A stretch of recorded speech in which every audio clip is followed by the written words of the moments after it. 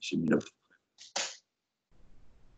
Et bonjour à tous, on se retrouve pour un 23e épisode, je crois, du Calisthenics Science Podcast. Aujourd'hui, on a beaucoup de questions et c'est assez marrant parce que ça tourne autour de deux grands sujets principalement. Donc, on a beaucoup de questions de nutrition et on a beaucoup de questions de handstand aussi. Donc, on va commencer par les questions de nutrition et dans une seconde partie, on répondra à vos questions sur le handstand. Donc, un assez gros épisode. Qui arrive devant nous, ce sera que du question-réponse, pas de critique morotine ou quoi que ce soit. On espère vous apporter un maximum de réponses et de valeur avec cet épisode. Et Alexandre, on va commencer par la question de ton choix. Ok, donc on avait dit nutrition d'abord.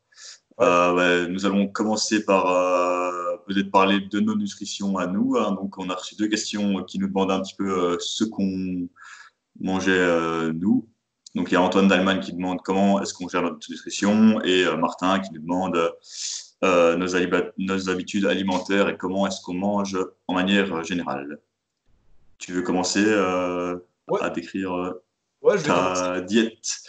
Alors, déjà, avant de décrire ma diète, quels sont, nous, nos objectifs qu'on cherche à accomplir dans notre façon de manger pour notre sport. Donc déjà, on fait un sport plutôt de force, donc l'entraînement au poids de corps, que ce soit même d'autres sports. On bénéficiera toujours d'avoir un apport en protéines assez élevé, c'est-à-dire autour environ des 2 grammes de protéines par kilo de poids de corps. Donc déjà, ça, c'est une chose à garder en tête. Peu importe votre objectif, si vous faites un sport de force, ou même, j'irais même jusqu'à dire, du sport de façon sérieuse, en général, vous devez avoir à peu près 2 grammes de protéines par kilo de poids de corps, même si ce ne serait pas nécessaire dans tous les sports, particulièrement des sports d'endurance peut-être, et encore parce que ça vous aide à mieux récupérer, d'avoir beaucoup de protéines. Vous n'avez pas trop d'inconvénients à aller trop en protéines, et puis même 2 grammes, c'est pas trop haut. Donc déjà, notre nutrition, c'est avant tout manger suffisamment de protéines. Ensuite, c'est manger suffisamment de calories, donc déjà pour maintenir notre poids de corps et assurer une récupération correcte, d'autant plus si on veut optimiser notre prise de masse musculaire, donc aussi indirectement notre prise de force sur le long terme. C'est aussi intéressant d'être dans un léger surplus calorique. Euh, donc voilà, donc nous faisons du calisthenics, on cherche à avoir suffisamment de protéines et suffisamment de calories. C'est les deux choses les plus importantes pour notre composition corporelle et pour nos performances. Mais c'est pas tout, parce que sinon on mangerait uniquement des burgers et des shakers de whey, et on serait très heureux. Mais c'est pas tout, donc on cherche également à avoir suffisamment de micronutriments. Par micronutriments, on entend les vitamines et les minéraux, en mangeant des choses suffisamment variées et avec un grand nombre de fruits et de légumes, plutôt que de manger du riz très peu riche en nutriments, qui sont un petit peu des calories vides, comme si vous buviez du Coca-Cola rouge. Voilà. Donc, comment je m'organise pour avoir suffisamment de calories et pour avoir suffisamment de protéines dans ma journée? Alors, je comprends que ça puisse intéresser déjà les gens de savoir un petit peu comment nous mangeons, mais bon, ça va peut-être juste vous inspirer pour votre nutrition, et la nutrition, c'est très individuel. Mais pour y répondre, en ce moment et ces derniers mois, comment je mange? Eh bien, je mange entre 2 et 4 repas par jour, selon si je fais du jeûne intermittent et selon le temps que j'ai. Lorsque je fais du jeûne intermittent, j'ai tendance à manger mon premier repas vers midi. Et si je fais un très gros repas, je vais pouvoir tenir jusqu'à uniquement un autre repas le soir. C'est une chose qui est sous-optimale, certainement d'un point de vue composition corporelle, parce que ça ne permet pas d'avoir suffisamment de pics de synthèse protéique dans la journée pour gagner optimalement du muscle, mais pour la performance, c'est totalement OK. Et pour perdre du poids, d'ailleurs, ça peut être parfois pratique et convénient d'avoir assez peu de repas pour avoir des gros repas qui sont par contre très satisfaisants parce qu'ils sont assez conséquents. Donc je fais entre 2 et 4 repas. Si jamais je ne fais pas de jeûne intermittent, j'ai tendance à faire 3 à 4 repas, souvent 4 repas, donc avec un petit déjeuner, un entraînement dans la matinée, un déjeuner, un repas dans l'après-midi et un repas dans la soirée. Donc, c'est savoir qu'à partir de 3 repas, s'ils sont suffisamment espacés sur la journée, on peut dire que vous optimisez quand même votre synthèse protéique, donc à condition que chacun de vos repas contienne suffisamment de protéines, c'est-à-dire qu'il atteigne votre seuil de leucine.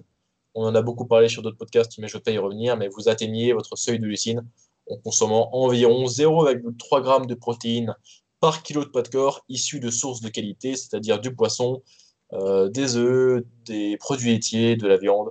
Donc des choses comme ça qui sont des sources de protéines de haute qualité, donc avec des acides aminés qui sont intéressants pour la prise de muscle particulièrement. Euh, Ce sont des sources de protéines riches en leucine. Donc je mange environ 2 à 4 repas par jour. Et pour vraiment, en ce qui concerne ce que je mange dans mes repas, j'ai souvent deux trois repas qui sont assez similaires de jour en jour. J'ai souvent un repas avec du fromage blanc. J'ai... Ouais, je crois que c'est. Tu m'entends? Ouais, ça a juste coupé un fromage blanc. Ok, d'accord. Donc j'étais en train de mourir quelques secondes. Oui, donc j'ai souvent un repas avec du fromage blanc. Tu as Donc perdu ton environ fond. 600. Tu m'as perdu à nouveau? Non, t'as perdu ton fond de vacances. Ah merde, putain, C'est pas grave. c'est Si vous terrible. avez bien remarqué sur De YouTube, nouveau il avait un découvert petit que je suis fond. en fait dans ma chambre comme un prolétaire. Oui, donc je mange souvent un repas constitué de 600-700 grammes de fromage blanc, avec souvent des fruits rouges dedans ou une banane, avec du beurre à cacahuète ou du miel, donc des choses du genre. Pourquoi c'est un repas intéressant? Parce que ça me permet d'avoir suffisamment de protéines, avec en plus un gros volume alimentaire, donc ce qui me cale très bien au niveau de la satiété. Et je peux rajouter tout un tas de choses dedans. Du coup, en fait, le fromage blanc me fait ma base de protéines. Et je peux rajouter du coup des fruits si je veux plus de glucides, du chocolat noir ou du beurre de cacahuète si je veux un petit peu plus de lipides par exemple. Et du coup, ça me permet d'avoir un repas assez facilement manipulable pour avoir les macronutriments qu'il me faut dans ma journée. Donc ça, c'est un premier repas euh, qui est vraiment un standard dans ma nutrition actuelle, c'est un repas à base de fromage blanc. Ensuite, j'ai souvent un repas à base de whey, donc un porridge le plus souvent, de l'avoine, de la whey, de l'eau, donc ça me fait une mixture qu'ensuite je mets au micro-ondes. Et pareil, encore une fois, selon ce que je veux, en plus de ça, je peux rajouter des fruits rouges, des bananes, du chocolat noir, euh, du sirop d'agave, du sirop d'érable, du miel, n'importe quoi en fait pour atteindre les objectifs de macronutriments que je me suis fixé. Donc ça, en même temps, un repas assez flexible, hein, de la même façon que l'est le repas à base de fromage blanc. Et je peux manipuler les quantités selon si je veux plus de protéines, plus de glucides, moins de glucides. Pareil, la contenance en lipides. Et ce qui est intéressant, pareil que pour le repas à base de fromage blanc, c'est que c'est un repas qui m'apporte pas mal de satiété parce que il y a de l'eau en plus de l'avoine, ce qui fait que l'avoine prend plus de volume. Et le volume alimentaire, c'est important pour la satiété parce que vous avez dans votre estomac des mécanorécepteurs, enfin des récepteurs à l'étirement en fait, qui vont remarquer lorsque votre panse est pleine, lorsque votre ventre est plein, et ça va participer à la sensation de satiété. Donc c'est évidemment pas la seule chose, sinon pour pouvoir monter sur scène et avoir des stries sur les fesses, tel un bodybuilder à 5% de masse grasse, il suffirait uniquement de boire de la whey et de boire 8 litres d'eau par jour de façon à avoir toujours le ventre plein. C'est pas la seule chose qui a un rôle sur la satiété, parce que vous avez également certaines hormones qui sont impactées par votre statut calorique et votre statut glucidique, c'est-à-dire si jamais vous consommez beaucoup ou peu de glucides, beaucoup ou peu de calories, donc relativement à votre maintenance, donc si vous êtes en déficit ou pas, si ça fait longtemps que vous êtes en déficit ou pas. Bref, je divague, mes deux repas standards dans la journée, c'est du fromage blanc avec autre chose, selon ce qu'il me faut, un porridge à base de whey et d'avoine avec quelque chose en plus, selon ce qu'il me faut, et j'ai aussi fréquemment un repas, donc où est-ce que je fais trois repas au plus, avec des œufs, donc, qui m'apportent des protéines de qualité, des lipides de qualité, surtout si c'est des œufs élevés en plein air, comme c'est le plus souvent, puisque je consomme des œufs bio élevés dans le jardin euh, de mes grands-parents, enfin, des œufs de poule élevés, hein. Parce que des œufs élevés, c'est un petit peu étrange. Je n'élève pas directement des œufs, je ne les cueille pas dans les arbres, pas encore, mais c'est en projet. Et ça me fait donc une source de protéines assez peu chère, euh, qui apporte de la variété, puisque j'ai déjà deux repas à base de produits laitiers, c'est-à-dire la whey et le fromage blanc. Donc ça apporte de la variété. Et en plus, avec ces trois repas-là, c'est comme si j'étais végétarien. Ça fait que je consomme pas de viande ou pas de poisson. Donc c'est potentiellement écologiquement sympatoche. Et ça me permet d'être apprécié par les végétariens pour pouvoir ensuite faire de mes clients et leur pomper un maximum d'argent. Tu te sacrifies pour la planète, c'est beau. Donc ça, c'est ça à peu près mes deux, trois repas standards au quotidien. Ensuite, bien sûr, je peux m'adapter à autre chose, mais si jamais c'est une journée assez classique, il y a beaucoup de chances pour que vous retrouviez un ou plusieurs de ces repas-là dans ma nutrition, parce que c'est des repas qui prennent assez peu de temps à faire. Je peux facilement manipuler les macronutriments de ces repas-là, et c'est avant tout des repas basés sur des protéines de qualité, donc de la whey, du fromage blanc, des œufs, et ensuite un autre repas parfois basé sur de la viande. Ensuite, au niveau du timing des repas, bah, comme je l'ai dit, lorsque je fais du jeûne intermittent, mon premier repas est à midi et j'ai peut-être un repas dans l'après-midi ou pas, et puis mon repas suivant est vers 20h. Et si je fais 4 repas par jour, par exemple, ça peut être un repas à 8h30, 9h, un repas à midi et demi, un repas à 16h et un repas à 20h. Veillez à garder entre 3 et 6 heures entre vos repas, parce que ce qui fait qu'un repas va déclencher la synthèse protéique, c'est pas uniquement qu'il soit riche en protéines, bien que la contenance en protéines, particulièrement en leucine, ait un rôle dans le fait que votre repas fasse monter votre synthèse protéique, donc vous fasse construire du muscle, mais c'est pas tout. Il y a aussi le fait que votre corps remarque une hausse des taux d'acides aminés dans le sang, en fait, particulièrement de leucine. Et pour qu'il y ait une hausse, eh ben, il ne faut pas que vous soyez déjà haut en taux d'acides aminés dans votre sang, en fait. Il ne faut pas que disons, on dirait en anglais, bain d'acides aminés dans le sang soit déjà très riche. Il faut le laisser un petit peu diminuer pour pouvoir avoir ce pic, pour avoir ce déclenchement, en fait. Et c'est pour ça que faire des repas tous les 1h30, 2 heures, c'est potentiellement sous-optimal. Donc il faut donc laisser un petit peu euh, les protéines du repas précédent se digérer et s'assimiler, pour ensuite laisser vos taux d'acides aminés sanguins baisser, pour ensuite avoir l'opportunité de les faire re-spike à nouveau, on dirait en anglais, donc provoquer à nouveau un pic, pour effectuer une synthèse protéique de qualité. Donc c'est pour ça qu'il faut garder entre 3 et 6 heures entre des repas. Vous pouvez même avoir des repas un peu moins fréquents que ça, même si bon, 6 heures, c'est là que la synthèse protéique de votre repas va vraiment commencer à décroître, particulièrement si c'était une source de protéines qui s'assimilait rapidement, comme par exemple de la whey, et que avec ça, vous n'aviez pas d'autres macronutriments, que vous aviez aussi mangé ça sur un estomac vide, et que vous aviez peu de fibres dans ce repas. Donc, par exemple, si vous vous êtes levé et que vous avez uniquement consommé de la whey après votre entraînement, eh bien, ce sera peut-être plus malin d'avoir un repas 3 à 4 heures après plutôt que d'avoir un repas 6 heures après. Par contre, si vous avez fait un gros repas chez mamie le dimanche midi et qu'il y avait du poulet, des pommes de terre, du kouign-amann, des haricots verts, eh bien, ça ne pose pas de problème d'avoir le premier repas dans 6 heures parce que la digestion va être vraiment étalée donc, de ces protéines-là et vont être distribuées dans le sang vraiment sur la durée. Les gens ont tendance à vraiment, comment dire, faire trop de repas, je dirais, et à penser que il leur faut des protéines toutes les 3 heures, alors qu'en fait, même l'assimilation de 20 grammes de protéines issues d'un steak, ça vous permet d'atteindre votre pic de synthèse protéique 3 heures après, et vous avez encore votre taux d'acide aminé sanguin élevé 6 heures après, alors même que vous avez consommé uniquement ce steak de 100 grammes sur un estomac vide. Donc en fait, la digestion des protéines, c'est quand même vachement étalé, c'est quand même vachement sur la durée, ça met du temps de dégrader, de décomposer les protéines pour les utiliser, surtout si vous mangez comme tout le monde la plupart du temps des repas complets, donc composer pardon, des 3 macronutriments et un repas étant assez riche en fibres, donc avec des fruits, légumes, céréales potentiellement avec. Donc c'est un peu comme ça que je mange.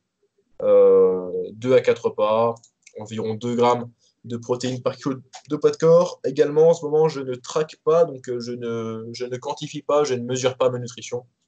Je n'utilise pas d'application pour suivre ma nutrition, telle que par exemple MyFitnessPal, pour la citer parce que c'est la plus connue. Mais je vous recommande d'avoir quelques périodes dans l'année, disons un mois ou deux, peut-être plus, où est-ce que vous vous remettez à traquer votre nutrition de façon à bah, réavoir en tête les valeurs nutritionnelles des aliments que vous consommez le plus. Mais pour la majorité d'entre nous, c'est pas nécessaire de traquer 12 mois sur 12 parce que de toute façon, vous allez manger certainement sur l'année plus ou moins les mêmes choses et comme moi, plus ou moins des repas similaires de jour en jour. Donc vous allez vous connaître votre nutrition quotidienne et il va y avoir assez peu de variabilité là-dessus. Bon, je crois que c'est à peu près tout ce que j'avais à dire sur comment j'organise ma nutrition. Je pourrais en parler pendant encore 2 heures, mais je vais laisser le sergent Antropovski nous étaler sa pensée. Ok. Mais quand tu dis que tu traques pas, tu, as quand même, tu sais que tu es en surplus et tu utilises certains repères, par exemple, genre dans ton Ouais. assiette, tu as certains repères et tu sais que tu es en surplus et que tu prends quoi. Oui, voilà, parce que je vous recommande quand même de vous peser assez régulièrement, de façon à ce que vous voyez, de façon à ce que vous puissiez voir, pardon, la tendance de votre prise, perte ou maintien de poids sur le long terme, pour être sûr que vous soyez sur la bonne route. Donc, si vous cherchez à optimiser votre prise de muscle, vous devez être en surplus calorique, hein. Dans la majorité des cas, c'est intéressant. Donc, veillez à ce que sur le long terme, vous preniez du poids, mais que vous ne preniez pas trop vite du poids non plus. Donc, je ne recommanderais pas une prise de poids au-dessus de 1% de votre poids de corps par mois. Donc, si vous faites 80 kg, c'est prendre 800 grammes par mois. Selon votre niveau, c'est un bon rythme. Si vous êtes débutant, vous serez peut-être un tout petit peu au-dessus, mais si vous êtes avancé, vous serez peut-être un tout petit peu en dessous, simplement parce que plus vous allez être avancé, moins vous allez être en mesure de construire beaucoup de muscles en peu de temps. Et si en étant avancé, vous prenez 2 kilos en un mois, je vous assure que ce n'était pas 2 kilos de muscles et que vous êtes juste en train de devenir atrocement obèse. C'est pas grave. Le téléphone aime le disco. Ok, ok. Bah, je passe à mon tour, hein, quoi. Oui, tout à fait. Ok, bah, je vais pas répéter tous les principes que tu as dit. Il y en a plein que j'applique et que donc, je suis complètement d'accord avec en général. Moi, c'est un petit peu différent. Bah, je suis aussi en général à 4 repas par jour, enfin, 3 vrais repas et on va dire une collation. Tous les jours, c'est à peu près la même chose. Donc, comme toi, j'ai le matin un petit bol de flocons d'avoine avec de la whey, beurre de cacahuète, banane. C'est quasiment un incontournable. Parfois, je fais peut-être des pancakes une fois semaine où je rajoute un peu dedans. Parfois, c'est des petites céréales que je fais. Ces derniers temps, bah, je suis en couple et donc je mange. Parfois, c'est des petits déjeuners un peu plus original. Donc, ça met un peu Hashtag de variété. croissant Croissant une fois semaine, pas une fois semaine, une fois de temps en temps, mais une fois j'essaie par jour. d'éviter. Non, pas au chocolat plutôt. Ou chocolatine, je sais pas ce que vous dites. Non, la chocolatine, c'est les gens dans le sud, hein. C'est Mais très pas au bon. chocolat. Et... Bah, c'est une fois toutes les 3 semaines. En général, je suis pas fan, je préfère quand même rester clean et craquer sur un autre pas. Donc, sinon, bah, ouais, c'est toujours en général le flocon d'avoine avec de l'eau et beurre de cacahuète. Ça permet d'avoir du volume, de bien me caler, faire plaisir et c'est parfait. Euh, Ensuite, à midi, bah, donc, je retape un peu de glucides, donc riz, patates, pâtes. Euh, Ça dépend un peu des quantités. Pour l'instant, je prends plus ou moins un sachet. En général, pour me maintenir, je prends un sachet de riz, donc 125 grammes. Là, j'ai fait une petite sèche ces derniers temps, un peu plus drastique, donc je prends 3 quarts d'un sachet et un peu moins de flocons d'avoine le matin. Donc, je traque un petit peu mes glucides, juste, on va dire, au visuel, un peu au poids que je mets, enfin, par rapport à un repère qui est un sachet de riz, par exemple. Je sais que pour vraiment prendre une bonne prise de masse, j'en prends deux. Et pour en perdre, j'en prends un peu moins de un. Même si avec un, je crois que je vais quand même perdre encore. Ça dépend un peu de l'activité aussi. Si je travaille à la salle, bah, je suis un peu plus actif. Si je fais des petits travaux manuels, travail dans le jardin, là, travail du carrelage ou quoi, bah, tu repères, tu augmentes beaucoup plus ta dépense énergétique, évidemment. Bah, avec ça, toujours des sources de protéines, hein. Donc le matin, il y avait de la whey. Dans mon repas du midi, je mets souvent 4 œufs en général. Donc avant, je prenais toujours viande midi, soir. Bah, là, j'essaie de mettre des œufs à midi et de la whey au matin. Donc 4 œufs. Parfois, quand c'est pas des œufs, je prends des poissons en boîte, un peu du filet de maquereau, euh, du thon.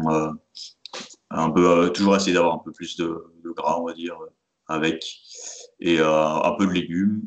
Toujours des légumes j'aime bien des légumes qui se digèrent assez facilement. Je suis fan des carottes, des poivrons, épinards, cuits un peu. J'essaie de faire un peu les FODMAPs comme ça. Mais voilà, aussi avec ma copine, parfois on cuisine un peu plus maintenant, et donc je varie un peu plus mes repas. Ensuite, avant l'entraînement, petit pré-workout. Donc psychologiquement, ça fait toujours plaisir. Un petit café, banane, chocolat noir et un petit truc de whey, c'est l'incontournable. C'est vrai que ces derniers temps, ça dépend un peu des phases. J'étais dans une phase un peu plus skill et force, donc je prenais juste une banane. Et puis je mangeais un peu plus de protéines à midi et au soir. Même si mon entraînement est assez loin de mon repas de midi, souvent je m'entraîne vers 5 heures. Parfois je m'entraîne vers 15 heures. Donc là, je prends rien avant. Je prends juste un café après le dîner. Euh, et je prends le shaker après. Donc, si je m'entraîne à 15 heures, je prends mon shaker après l'entraînement avec la banane. Et si je m'entraîne à 17 heures, ben, je prends le shaker avant. Donc, ça permet d'être sûr d'être assez haut en protéines et d'avoir une bonne répartition et des acides aminés dans le sang, évidemment. C'est ce qu'on veut pour être le plus optimal possible d'un point de vue synthèse protéique. Et donc, après l'entraînement, ben, un souper classique aussi. Là, souvent, c'est là où on fait plus des recettes un peu plus originales, mais qui respectent toujours à peu près les macros. Et donc, voilà. En complément alimentaire, juste un peu de créatine après l'entraînement. Je prends plus ou moins 7 grammes. D'un coup, il y a plein de manières de la prendre, séparée. Des oméga 3, ça, j'en prends plus, j'en ai pris longtemps, mais voilà. Toujours intéressant aussi. Bata whey, du coup. Et c'est tout pour l'instant. Et donc, en calories, en général, maintenant, c'est à 3000, on va dire. Et là, en déficit, je dois me mettre autour des 2100, 2200. Je crois que c'est à ça. Mais voilà, peut-être même 2000. Hein, j'ai quand même bien diminué. Et j'ai remonté progressivement ici parce que j'ai été un peu drastique. Et donc, l'objectif, c'est de remonter petit à petit pour faire une prise de masse assez clean. Donc, je vais éviter de prendre plus de 1% de mon poids par semaine, comme Morgane l'a dit.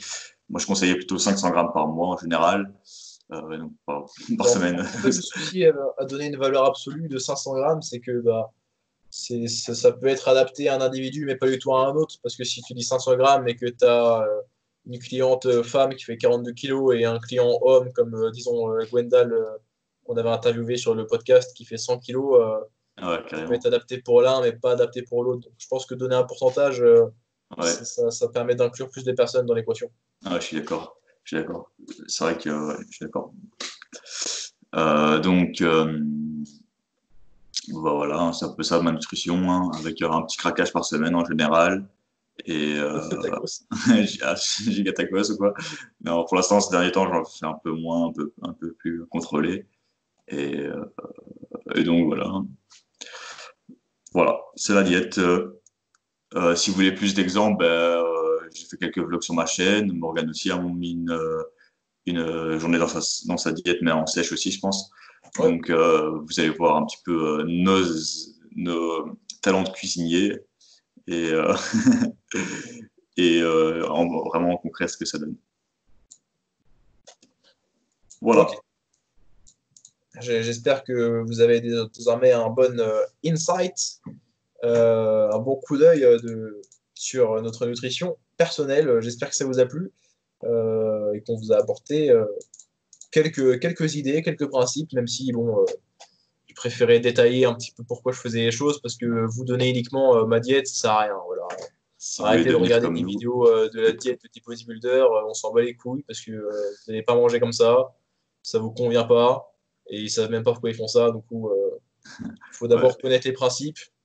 En fait, c'est comme les gens qui appliquent des méthodes d'entraînement sans connaître les principes et qui disent putain, le 5-3-1, ça marche trop bien. Et en fait, c'est pas forcément le 5-3-1 qui marche trop bien. C'est juste qu'ils avaient jamais fait de single ou de triplé avant pour la force et que directement, ils font v'là les gars en force parce que ils font enfin un entraînement qui est spécifique à la force et ils se disent que le 5-3-1 c'est incroyable et que Flomarek est un génie. Alors que lui, il savait juste pas s'entraîner en force de base. Bon, j'aime bien Flomarek quand même, il y a pas d'embrouille, ouais, il frérot. Mais il y fait a des beaucoup bonnes de gens vidéos, qui je pensent trouve. que le 5-3-1 c'est une dinguerie et Ouais. que c'est le secret. Alors que juste avant, ils faisaient que du poids de corps et ils ont commencé le street lifting il y a 2 semaines et qu'ils font ils font des newbie gains avec une méthode adaptée, mais c'est une méthode adaptée parce qu'ils respectent les principes. Donc il faut connaître les principes pour savoir pourquoi une méthode fonctionne, plutôt que de juger les méthodes sur ça fonctionne. Enfin, ça a fonctionné chez moi. Ça fonctionne un peu, mais j'ai jamais testé, mais c'est un pote qui a testé, c'était correct. Ça a pas l'air dingue. J'ai pas vu des gens qui ont eu des bons résultats, ça doit être nul. Non, en fait, il faut connaître les principes d'abord pour ensuite comprendre les méthodes, plutôt que de faire l'inverse et d'essayer de déduire les principes via les résultats obtenus par des méthodes. C'est prendre les choses à l'envers. Connaissez d'abord les principes pour comprendre pourquoi certaines méthodes fonctionnent ou pas. Pareil, en nutrition, ce serait se dire ah bah la diète cétogène, ça fonctionne vraiment très très bien, parce que les gens ont du succès avec. Mais pourquoi certaines personnes ont du succès avec? C'est parce que ça peut avoir des bienfaits pour la satiété, et que le fait d'exclure totalement certains groupes alimentaires, eh bien, ça peut paradoxalement réduire vos cravings, donc vos fringales sur certains groupes alimentaires, parce que vous risquez pas d'éclater 10 croissants, parce que vous ne pouvez pas rentrer des croissants dans votre alimentation. Alors que parfois, pour certains individus, avoir une diète un petit peu plus libre et inclusive va vous faire craquer sur beaucoup plus de choses qu'une diète plus stricte et plus limitée. Donc, connaissez d'abord les principes pour ensuite comprendre les méthodes, et pas l'inverse. Ouais. Si vous voulez devenir comme nous, faites comme nous. Ou Faites pas. comme nous. Faites ce qu'on dit, pas ce qu'on fait. Ouais. Faites ce qu'on montre. Ok, ensuite on a une question de Irvine, pour rester dans la nutrition, qui nous demande IFIM, if it fit sur macro, hein, ça veut dire meilleure solution pour sa nutrition. Pour une interrogation. Bah là, tu viens d'en parler un petit peu juste à l'instant. Bah, meilleur, je dirais pas. Il y a pas de meilleure diète, meilleur truc. Ça, c'est un peu. Il faut vraiment faire ce qui vous convient à vous. Euh, Moi, je pense que ça pourrait correspondre pas mal aux gens qui aiment bien calculer, se faire plaisir et qui respectent quand même et qui incorporent quand même et qui ne se fient que pas et qui ne se fient pas que au simple calcul, qui incorporent aussi pas mal de micronutriments. Si vous faites complètement du fit macro, vous pouvez manger plein de sneakers et un shake de whey et vous avez aucun légume, que des burgers et des protes aussi de nouveau et ça c'est assez pauvre. Il faut quand même privilégier certains principes, certains apports en micronutriments, même en répartition lipidique. Et puis voilà, vraiment, ça dépend vraiment du type de personne. Hein. Si vous aimez bien, si vous aimez pas trop calculer et vous aimez manger beaucoup de volume ou pas, voilà, ça dépend vraiment de ce que vous faites. Après, ça peut être vraiment une bonne solution pour vous, si ça vous permet de tenir une diète, tout simplement, et tout en vous faisant plaisir en même temps. Si vous mettez une glace dans votre diète et vous la calculez comme ça, bah, et que ça rentre dedans tous les jours, bah, tant mieux. Et voilà. Donc, moi, j'aimerais bien essayer de garder une approche peut-être 70%, 80% d'aliments assez sains et peut-être 10%, 20% d'aliments moins sains. Moi, perso, je suis plus à être rigide. J'aime bien quand même être carré la plupart du temps et seulement lâcher prise une fois par semaine.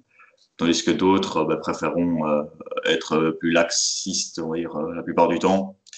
Et c'est une bonne approche pour pouvoir le faire. Voilà.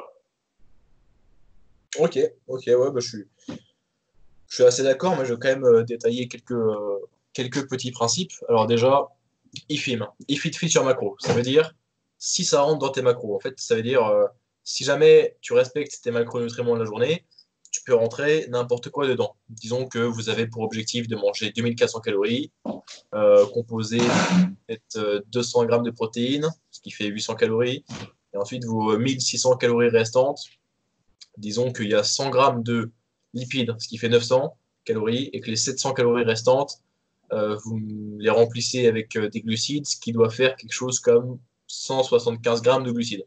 Donc, ok, vous mangez 2400 calories, votre but c'est de manger 200 grammes de protéines, 175 grammes de glucides et 100 grammes de lipides. Ok, là vous allez pouvoir rentrer les aliments que vous voulez, tant que vous respectez vos macronutriments. Dans un sens, c'est bien, parce que le plus important pour votre composition corporelle, c'est votre total calorique et la répartition de vos macronutriments, particulièrement votre total en protéines, qui doit être adapté. Mais par contre, en fait, se concentrer uniquement sur vos macronutriments, ça oublie les micronutriments, ça oublie la répartition des repas sur la journée, ça oublie aussi la composition en fibres. Et ça, c'est important pour votre santé, les fibres et les micronutriments.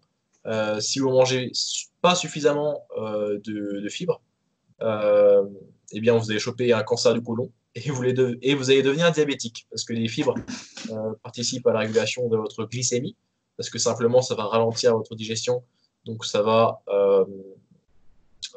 participer à hausser votre glycémie, mais lentement, mais sûrement, quoi, plutôt que d'avoir un énorme pic d'un coup, ce qui va vachement user, disons, votre insuline et peut vous causer de devenir prédiabétique ou diabétique ou résistant à l'insuline, hein, chose qu'on ne veut pas du tout. Donc, si vous ne voulez pas de cancer du côlon et si vous ne voulez pas devenir diabétique, mangez suffisamment de fibres quand même. Et lorsqu'on fait une diète IFIM, on a tendance à vraiment s'en battre les couilles des fibres et à manger, pour certains, comme a dit Alexandre, des sneakers. Et là, ouais, ce qui fait l'affaire sur le court terme pour votre composition corporelle, et qui n'est pas du tout OK pour votre digestion, même pour votre faim, parce que si vous ne mangez pas suffisamment de fibres, les fibres ont un gros rôle sur la satiété, et du coup, vous allez devoir manger plus de calories que nécessaire pour atteindre un certain seuil de satiété qui vous convient au quotidien.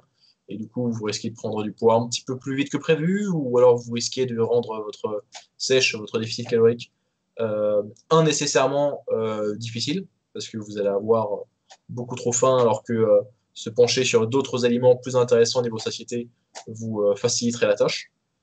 Et ensuite, pour le côté micronutriments, sur le très court terme, genre quelques semaines, vous risquez pas grand-chose, mais ensuite, vous allez vraiment avoir des pertes de performance, vous allez avoir une fatigue chronique, et également sur votre santé sur le long terme, ce n'est pas très bénéfique, mais pareil, en fait, c'est toujours compliqué de définir quelle carence en quels micronutriments peut avoir quelles conséquences, parce que lorsqu'on veut mesurer ça, on doit faire des études épidémiologiques, pardon, c'est-à-dire demander aux gens ce qu'ils ont mangé les 20 dernières années et voir si ils sont morts, s'ils ont le cancer ou s'ils sont en bonne santé, chose qui est compliquée.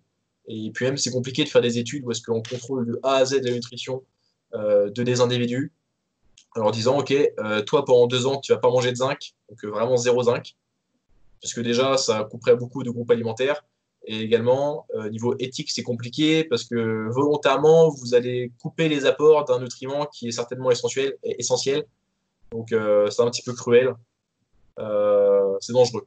Donc, on a rarement des études comme ça. Et puis, les études épidémiologiques, c'est toujours dur de créer des relations de causalité parmi les corrélations. Donc, je ne peux pas vous dire une carence en X nutriments va vous causer X cancer. Voilà, c'est assez compliqué à dire. C'est assez avéré pour les fibres. C'est très bien étudié, mais bref, pour d'autres micronutriments, je ne peux pas m'avancer sur la chose. Je pourrais vous en dire plus l'année prochaine. Voilà, je vous en parlerai. Euh, mais sinon, voilà, pour quelle personne ça peut convenir une approche IFIM, pour quelle personne ça ne peut pas convenir. Si vous êtes une personne qui a tendance à ne pas savoir vous limiter à 4 carrés de chocolat, mais vous êtes plutôt une personne qui a tendance à se limiter à 4 tablettes de chocolat, une fois que vous commencez à attaquer le chocolat, il vaut mieux que vous ne consommiez pas de chocolat, donc que vous n'en incluez pas dans votre diète. Donc plutôt avoir une approche flexible, stricte pour certaines personnes, c'est parfois une bonne idée parce qu'en fait, il peut y avoir les deux écoles. Il peut y avoir que soit si vous n'incluez pas des aliments qui vous font vraiment plaisir, vous allez un jour craquer et puis il y a un week-end où est-ce que vous allez manger 5 gâteaux en l'espace de 24 heures.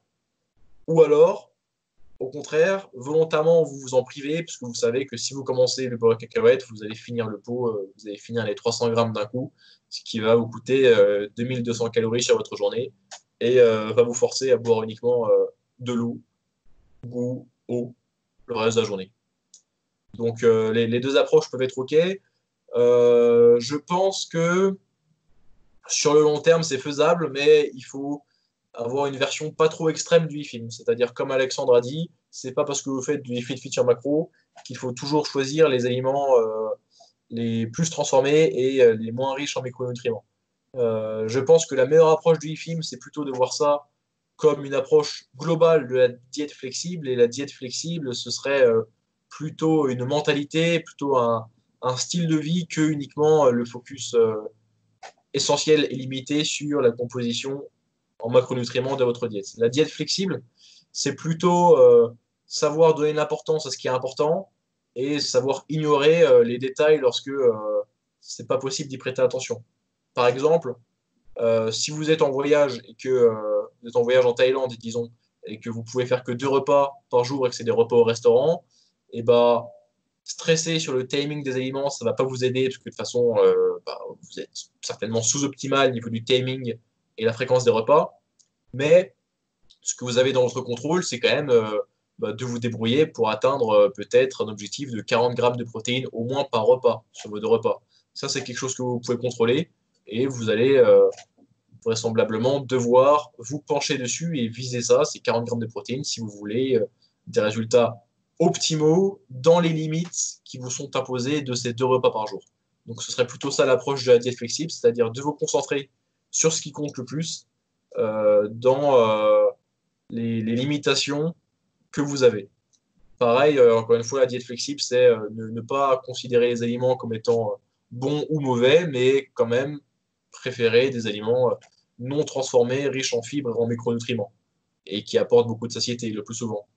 Alors que j'ai l'impression que lorsque on dit e-fit feature macro, c'est vraiment devenir un mathématicien pour pouvoir caler un maximum de burgers et de sneakers par jour, tout en restant à 10% body fat avec un six-pack veineux.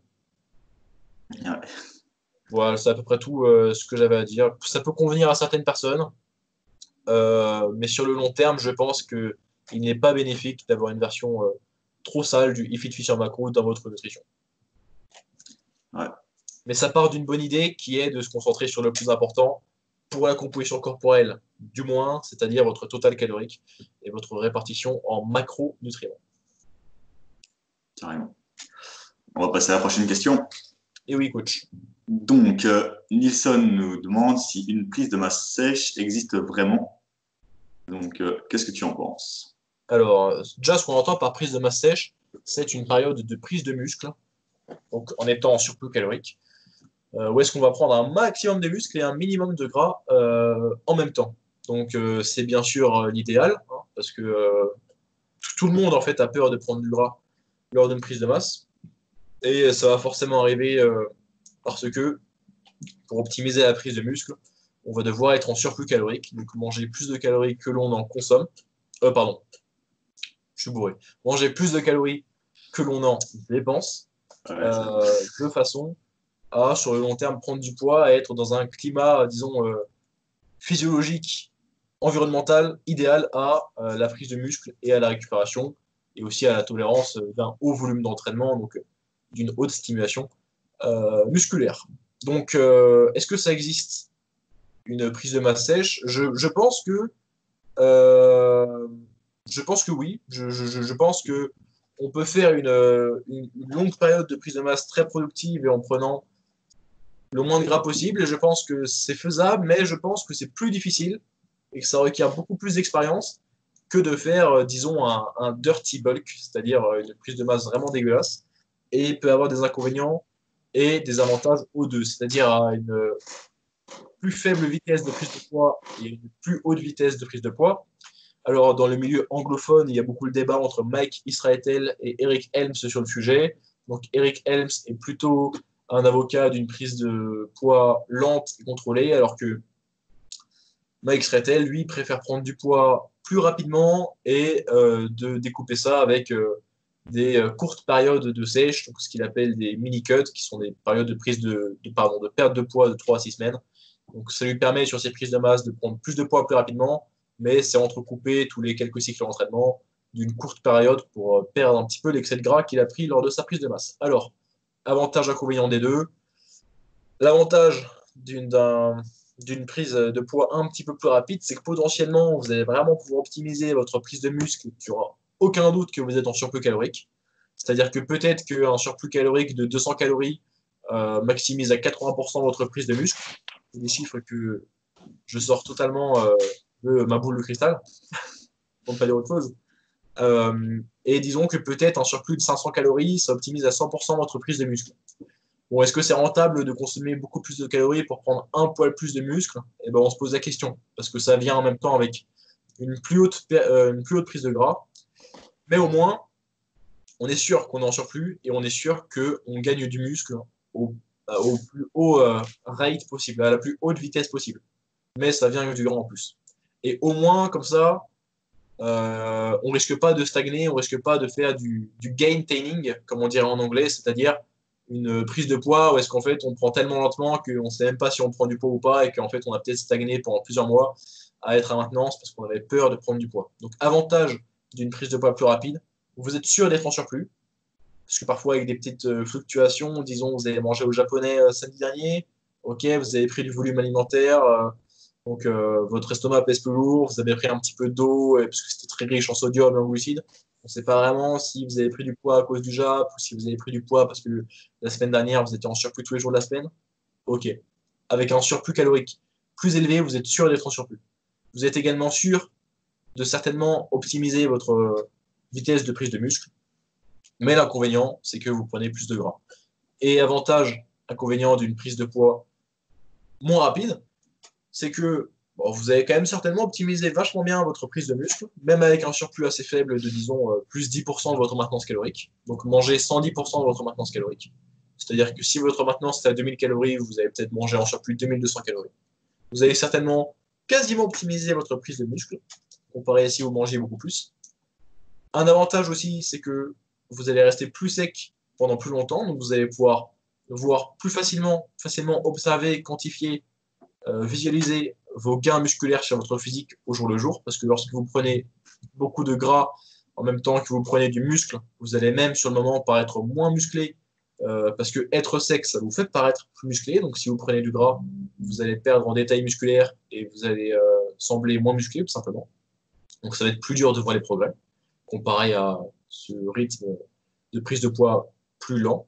Mais par contre, encore une fois, dans les inconvénients d'une prise de poids plus lente, c'est que parfois, peut-être que vous avez mal calculé votre maintenance calorique et que en fait, ces 3 derniers mois, vous étiez en maintenance et que du coup, vous n'avez pas du tout optimisé votre prise de muscle et que certainement, vous vous êtes juste maintenu, particulièrement si vous êtes intermédiaire à avancé, parce qu'en étant intermédiaire à avancé, il vous faut absolument un surplus calorique, pardon, pour prendre efficacement du muscle, parce que il y a beaucoup moins de chances pour que vous puissiez faire une recomposition, c'est-à-dire perdre du poids, pardon, perdre du gras et gagner du muscle en même temps. Ça, c'est particulièrement compliqué, à moins que vous soyez K1, un débutant, K2, un dopé, K3, que vous soyez blessé ou que vous reveniez à l'entraînement après un moment d'arrêt. K4 en énorme sport. K4, vous êtes très gros de base et du coup, bah, vous avez beaucoup d'énergie à utiliser, à mobiliser en fait dans votre gras, ce qui vous permet d'être en déficit calorique et quand même d'avoir suffisamment d'énergie pour gagner du muscle, mais et encore. Donc le plus souvent, c'est quand on combine plusieurs de ces choses-là à la fois qu'on peut espérer une recomposition de qualité, quoi. Donc, pour répondre à la question de Nixon, une petite conclusion, une prise de masse sèche, ça existe vraiment selon vous? Je dirais oui, mais ça requiert de l'expérience. Il faut bien se connaître, il faut bien connaître sa maintenance calorique. Il faut bien savoir lorsqu'on prend du poids, est-ce que c'est vraiment parce qu'on a pris du poids ce dernier mois ou est-ce que c'est parce qu'on a fait beaucoup de rétention d'eau suite à un repas inhabituel, à une nuit de sommeil inhabituelle, suite à du stress inhabituel, des choses comme ça. Donc c'est compliqué. Dans le doute, et surtout si vous êtes débutant, vous pouvez opter pour un surplus calorique un petit peu plus conséquent, mais si vous voulez être précis et faire selon moi les choses correctement, je vous recommande de prendre 1% pardon, de votre poids de corps voilà, par mois. Ce sera un rythme de prise de poids qui va vous assurer de rester correctement sec tout en optimisant quasiment, si ce n'est en optimisant vraiment, votre prise de masse musculaire. Également parce que potentiellement, plus vous allez être gras, moins votre P ratio, comme on dit en anglais, va être bon. En fait, le P ratio, c'est le partitioning ratio, c'est-à-dire la participation de où vont aller les macronutriments que vous allez ingérer, dans le sens où théoriquement, plus vous êtes gras, plus lorsque vous allez manger des glucides ou des lipides, ça va devenir immédiatement du gras et ça va moins servir à la fourniture d'énergie et à votre récupération en fait. Ça, c'est une théorie parce que plus vous êtes gras, moins votre sensibilité à l'insuline est bonne. Et grosso modo, sensibilité à l'insuline, qu'est-ce que c'est donc pour nous, les gens qui sont intéressés par des progrès en composition corporelle, c'est savoir où vont les glucides ou est-ce que vous en consommez quoi. Est-ce que ça va aller faire du glycogène ou est-ce que ça va aller faire du gras? Grosso modo, si je résume vraiment les choses. C'est à peu près ça votre sensibilité à l'insuline. Et du coup, théoriquement, plus vous êtes gras, moins votre sensibilité à l'insuline va être bonne. Donc ça, c'est un avantage également de prendre du poids plus lentement, si vous allez rester plus sec plus longtemps, et donc que vous allez être dans une meilleure position pour prendre du muscle pendant plus longtemps, parce que vous ne serez pas trop gros pour être peu productif à l'entraînement, parce que vous avez plus de cardio, et trop gros et peu productif en plus du muscle, parce que vous n'avez plus une bonne sensibilité à l'insuline. Bon, ça, c'est pas la chose la plus importante ever. Et d'ailleurs, si vous êtes trop sec également, c'est pas incroyable parce que faut savoir que lorsque vous sortez d'une compétition de bodybuilding, le plus souvent, les compétiteurs perdent jusqu'à 3 quarts de leur testostérone comparé à quand ils ont commencé leur préparation de compétition. Et avoir très peu de testostérone, c'est vraiment pas bon pour votre prise de muscle. Donc, faut pas être trop gros, faut pas être trop sec, faut être entre les deux. Ouais. Voilà, Alexandre, as-tu des choses à ajouter? Bah, je suis vraiment d'accord avec ce que tu as dit, tu as hyper bien détaillé la réponse. Je suis aussi d'accord avec ça, je trouve que c'est hyper compliqué de faire une prise de masse sèche, surtout qu'il y a des individus qui s'adaptent facilement. Je trouve que ça demande vraiment de savoir réévaluer régulièrement son apport en calories, quoi. Ce que vous pourrez limite faire, c'est des petits, vraiment calculer à la lettre, vraiment au gramme près ce que vous mangez et trouver juste le petit surplus. Ben oui, comme si vous êtes plus lent, ben vous pouvez laisser potentiellement des gains sur la table. Donc, je crois que c'est à vous de voir un peu ce qui vous convient aussi comme approche, quoi. C'est aussi intéressant de remettre parfois des périodes de maintenance quand vous gagnez beaucoup et ainsi de suite. L'idéal, c'est quand même de prendre du muscle, d'être au moins en surplus la majorité de l'année, si pas toute l'année, et de refaire, des pertes de poids un peu plus lentes. Si vous arrivez vraiment à faire ça, c'est parfait. Donc voilà. Prochaine question. Donc on a Calift qui nous demande quel est le prérequis pour avoir un beau handstand aux anneaux. Pas un moche, mais un beau. Uniquement en point handstand. Et aux anneaux qui plus est. Ouais. Alors, elle est marrante cette question, parce que qu'un handstand aux anneaux, en fait, ça intéresse pas trop les gens, globalement, dans le milieu du street, parce que nous, tout ce qu'on fait aux anneaux, ouais, c'était des front lever, back lever, muscle up, croix de fer certains, les plus forts des planches et des maltaises, mais le handstand, c'est pas trop quelque chose qu'on voit dans le street, parce que c'est surtout quelque chose qui se fait sur des anneaux hauts de gymnastique. Mais elle me fait plaisir cette question. Et bah, quel est le prérequis pour avoir un bon handstand aux anneaux? Déjà, avoir un bon handstand tout court. Hein, parce qu'en fait, si on commence à faire du handstand trop tôt aux anneaux avec une forme incorrecte, bon, déjà, on va pas savoir accumuler suffisamment de temps dans la position pour que ce soit productif. Et aussi, on risque vraiment de se blesser parce que l'instabilité des anneaux est vraiment très dangereuse. Donc déjà, je vous recommande d'avoir un bon handstand tout court. Ok, donc disons un handstand régulier sur mesure d'une trentaine de secondes avec une bonne forme, un bon alignement. Et vraiment, ce qui compte le plus, c'est la régularité, qu'à chaque fois que vous le lancez, entre guillemets, ça tienne. Ensuite, comment commencer à travailler aux anneaux? Ça peut être. Pardon. C'est bon, c'est revenu. Ok, d'accord.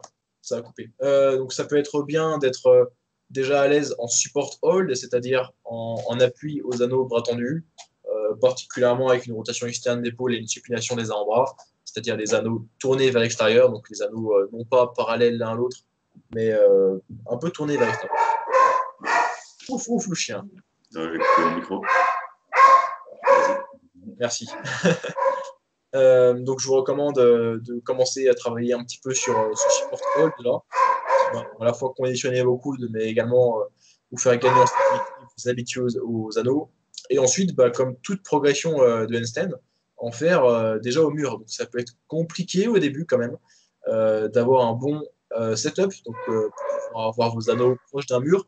Mais quelque chose que vous pouvez faire, qui est par contre intéressant, c'est que vous pouvez simplement placer vos anneaux à la bonne hauteur, de façon à ce qu'ils soient sur un point d'attache qui sera à peu près à la hauteur de vos pieds lorsque vous serez en handstand aux anneaux. Et disons que vous faites ça sur une barre de balançoire, par exemple.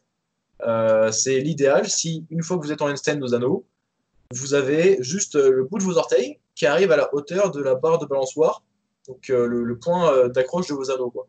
Et de la sorte, vous allez pouvoir mettre un pied devant, un pied derrière, par exemple, donc, pour pouvoir contrôler la chute en suréquilibre et en sous-équilibre, et vous concentrer sur votre alignement, peu à peu décoller un pied, puis l'autre, et accumuler suffisamment de temps dans la position. Donc ça, c'est quelque chose qui peut être une bonne option. Donc de trouver un bon setup pour placer les anneaux à une hauteur où vous pouvez toucher le point d'attache des anneaux du bout des pieds pour du coup avoir un petit peu d'assistance. Une autre forme d'assistance qui est souvent utilisée lors de l'apprentissage du handstand aux anneaux, ce n'est pas utilisation d'un mur, ce n'est pas utilisation du point d'attache des anneaux, c'est d'enrouler les pieds en fait autour des anneaux. Alors, je suis pas méga fan de cette méthode-là parce que je trouve que ça apporte beaucoup trop de support et que du coup, vous n'êtes pas du tout livré à vous-même, hein, vous êtes trop soutenu par la chose. Et je trouve que ce n'est pas le même ressenti qu'un véritable handstand aux anneaux, mais vous pouvez jouer avec différentes variantes de ça. Donc, non pas en roulant vos pieds autour de l'anneau, pardon, autour de la strap de l'anneau, mais simplement en ayant l'extérieur des pieds, c'est-à-dire le côté de vos pieds, côté petit orteil, qui touche l'anneau, donc de côté, pour ajouter un petit peu de friction, un petit repère kinesthésique, donc un petit repère de toucher, qui va vous ajouter un petit peu de stabilité, en plus de vous donner ce repère, ce feedback de votre alignement, parce que vous saurez également comment est positionné votre pied verticalement quoi, par rapport à la strap de l'anneau. J'espère que c'était compréhensible. Et si jamais tu as encore des questions, mon bon vieux Calift, anciennement Jim Castrit sur Instagram, contacte-moi, on va mettre un vocal. Ce sera avec plaisir qu'on en discutera. Attends. Alexandre, Ouais, il y a un petit peu de bruit, mais voilà. Donc, je suis d'accord avec toi. Hein, pour les anneaux prérequis, un handstand solide. Moi, je dirais des handstands sur barre parallèle, savoir jouer un peu avec plusieurs formats de handstand. Si vous savez jouer un petit peu avec des surfaces plus instables, comme peut-être des Swiss balls, des trucs vraiment, si vous êtes assez chaud là-dessus, ça pourrait être intéressant. Un bon support hold, quelques bases aux anneaux, du conditionnement de base. Ça, vous pouvez utiliser les straps, un mur, peut-être un partenaire aussi qui vous tient dans cet exercice-là. Je trouve qu'il faut aussi un bon moyen de sortie. Donc, c'est pas comme au sol où vous avez qu'à rouler ou sortir sur le côté ou quoi. Là, c'est intéressant de pouvoir oser le déséquilibre. Et donc, si vous osez le déséquilibre, c'est peut-être intéressant d'avoir un tapis à proximité, ou si vos anneaux sont à hauteur, de pouvoir vous lâcher dans une fosse, quoi. Peut-être aussi incorporer un peu de trépied, juste pour savoir c'est quoi la sensation de lâcher vos pieds des straps et savoir dans quelle position vous êtes vertical ou non. C'est un peu plus compliqué qu'au sol de vous comprendre ça. Ouais, donc, je pense qu'il y a aussi un peu plus de rotation externe au niveau des bras à avoir. Au sol, on peut avoir tendance à les avoir un peu les mains vraiment en pronation complète. Tandis qu'aux anneaux, je crois que ça va requérir un peu plus une prise avec plus de neutre, voire même presque supination. Je pense que parfois, ils font plus comme ça. Et donc, ça sera un peu différent, surtout si vous faites des transitions après vers des planches et des choses comme ça. Donc c'était à peu près tout pour les handstands aux anneaux.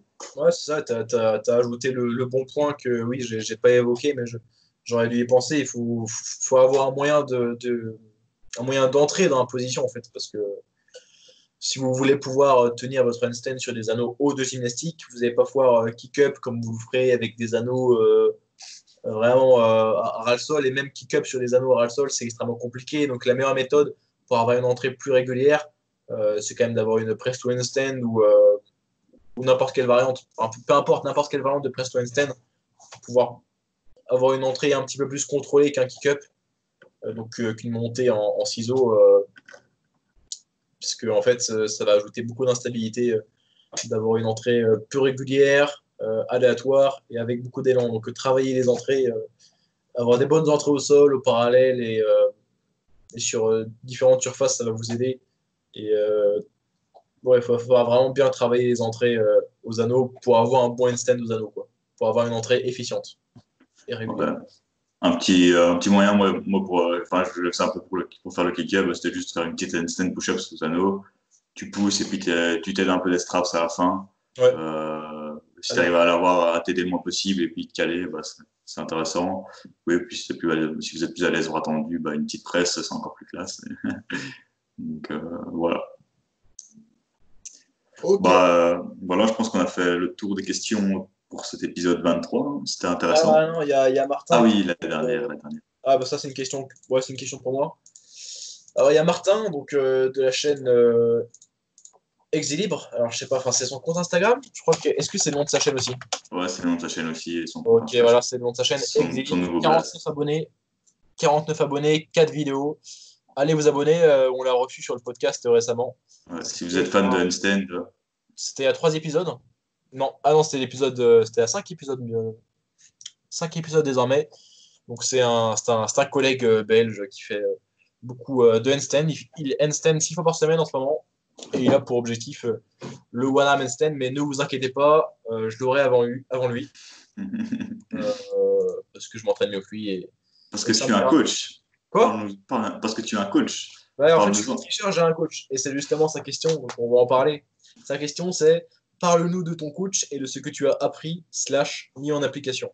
Alors, le jour où nous enregistrons ce podcast, nous sommes le vendredi 24 juillet 2020. Et ça fait un mois désormais que je suis coaché par Miguel Santana. Alors, Miguel Santana, Miguel-du-bas, hand-du-bas, balance sur Instagram. C'est un handbalancer australien d'origine brésilienne qui doit avoir une trentaine d'années et qui fait du handstand depuis, je crois, 10 ans. Et qui est franchement dans mon top 3 des meilleurs handbalancers que je connais donc, sur Internet. Et il est désormais coach donc, depuis un petit peu plus de 5 ans, je crois, et ça fait un an qu'il fait du coaching en ligne. Et je l'ai contacté il y a un mois et quelques parce que j'étais intéressé par du coaching en ligne, parce que ça faisait longtemps que je voulais être coaché en handstand par lui. Mais avant, il ne faisait pas de coaching en ligne. Et je n'avais pas envie d'aller en Australie, parce que ça coûte cher et que c'est loin. Et que ce cher Miguelito, il ne vient pas en Europe, en fait. Donc c'est un petit peu dommage. Et heureusement qu'il a commencé à faire du coaching en ligne. Donc je lui ai envoyé un DM, j'ai glissé dans ses DM et je l'ai contacté. Maintenant, on interagit sur WhatsApp et il me coach depuis un mois. Donc c'est via des appels WhatsApp vidéo, des appels visio. Et du coup, il m'a donné un programme d'entraînement, il a corrigé mes exécutions. Et donc ça, c'était le premier appel. J'avais envoyé des vidéos, il m'a dit ce qu'il en pensait et on a créé le programme. Et j'ai eu là, ce matin, à l'instant, là, j'y étais encore il y a une heure et quelques, juste avant le podcast, j'ai eu un appel avec lui, où est-ce qu'encore une fois, il a review mes exécutions. Je me suis entraîné devant lui en appel visio et puis il m'a corrigé au niveau de l'exécution, donc de la technique. Et on a à la fin, pardon, construit le programme du coup pour le mois suivant. Donc quelques légères modifications au niveau de la sélection d'exercices et de la durée de tenue. Euh, des éléments, donc des formes de corps de handstand. Et donc ça, c'est pour dire comment ça se passe un petit peu. Ça se passe bien. Prochain appel est dans un mois. Donc, ce sera un appel mensuel. Et qu'est-ce que j'ai appris mis en application? Donc, pour l'instant, ça fait que un mois, donc j'ai pas encore beaucoup de recul. Mais déjà, les séances sont très très dures parce qu'il y a beaucoup de volume. Il y a beaucoup de quantité à faire. En plus, il y a beaucoup de travail au mur. Et en fait, le travail au mur est plus fatigant que le travail en libre. Parce que lorsque vous tombez lors d'un handstand en libre, c'est que vous êtes juste suffisamment fatigué pour perdre votre lucidité, disons. Alors que lorsque vous ne tenez plus au mur, c'est que vraiment vous n'avez plus de force. C'est un peu comme lorsque vous ratez un 1RM en traction, vous avez encore la force de faire des répétitions un peu plus légères, mais lorsque vous ratez une répétition de traction au poids de corps à la fin d'une série de traction au poids de corps, c'est que vous êtes vraiment cramé et que vous ne savez plus faire une traction au poids de corps. Donc, paradoxalement, les handstands au mur sont plus fatigants que les handstands en libre. Et il y a beaucoup de travail au mur, donc beaucoup de volume. Donc, beaucoup de séries, beaucoup de durée, beaucoup de travail au mur, beaucoup de fréquences, 5 fois par semaine. Franchement, c'est la base, 5 fois par semaine en handstand. Les débutants, je leur recommande 3, puis quelques mois plus tard 4, puis quelques mois plus tard 5. Mais 5 à 6, si vous êtes très sérieux sur vos progrès en handstand, c'est ce qu'il vous faut. C'était assez, en anglais, on aurait dit humbling, ça rend modeste, on va dire, parce qu'on se croit fort en handstand et qu'on est en galère sur beaucoup de formes de corps au mur. Mais on s'y fait, hein, voilà, on pleure beaucoup, mais on progresse. Là, en un mois, j'ai vachement amélioré mon endurance en handstand.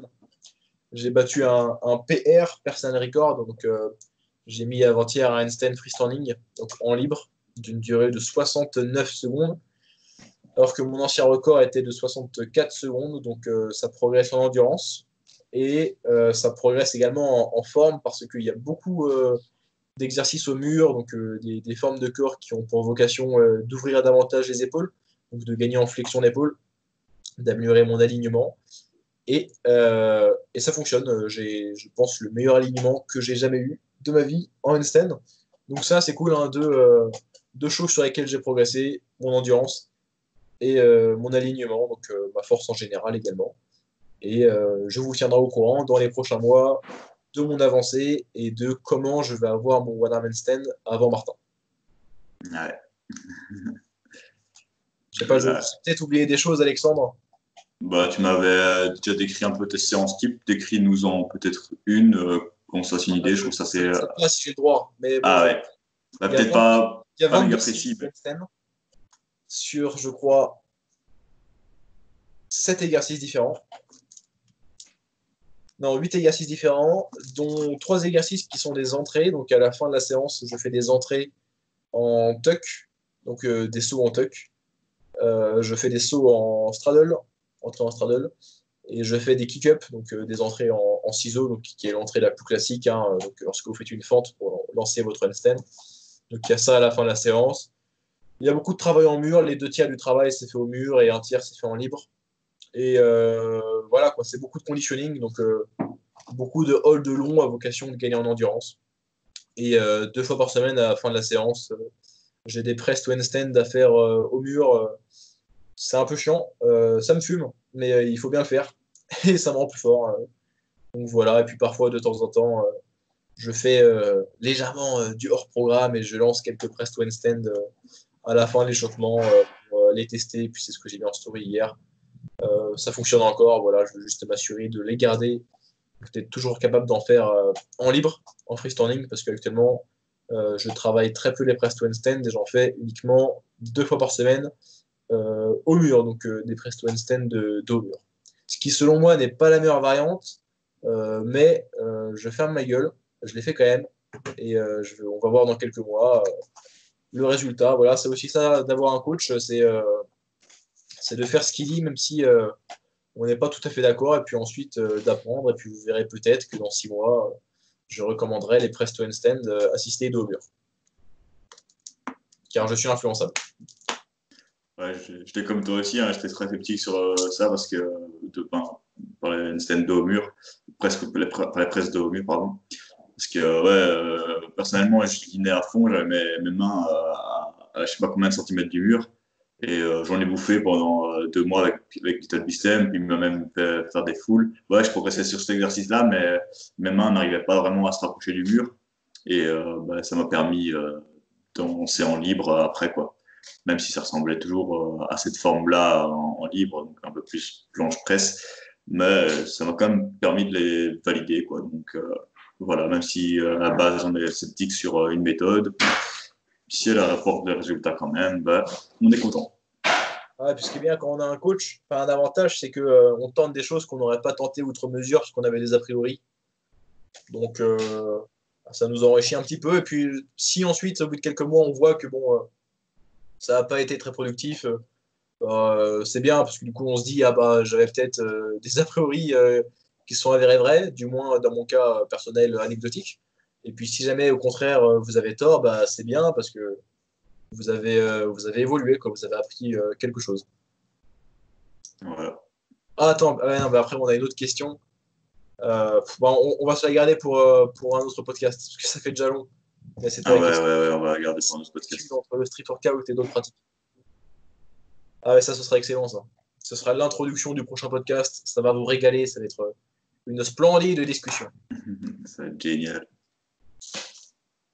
Bah parfait, hein, je pense qu'on a eu des bonnes questions ici, un peu plus nutrition, moi, ça faisait quelques temps, je crois. Ouais. C'est Ouais, toujours cool c'est aussi. parfait, hein. On vous remercie pour vos questions toujours pertinentes. Et puis, n'hésitez pas à poster des questions très précises. Donc après, même pas forcément. Et encore, en fait, vous pouvez nous poser des questions un petit peu personnelles dans le sens sur votre programme, mais pas à la façon de critique marottine, dans le sens où vous nous envoyez tout notre programme et puis on le refait totalement, mais plutôt dans le sens où vous pouvez par exemple nous dire oui, je prépare une compétition de streetlifting et l'objectif est de faire un maximum de répétitions en dips à 32 kg.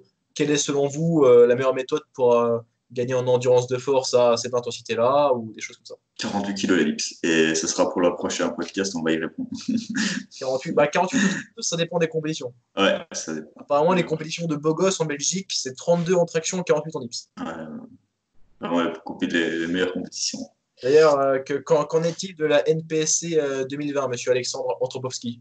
Ben, je ne vais pas vous teaser, le projet est là. Les premières phases du lancement ne sont pas encore en cours, on va dire. Donc, mais c'est prévu, ne vous inquiétez pas. Elle se fera bien comme chaque année.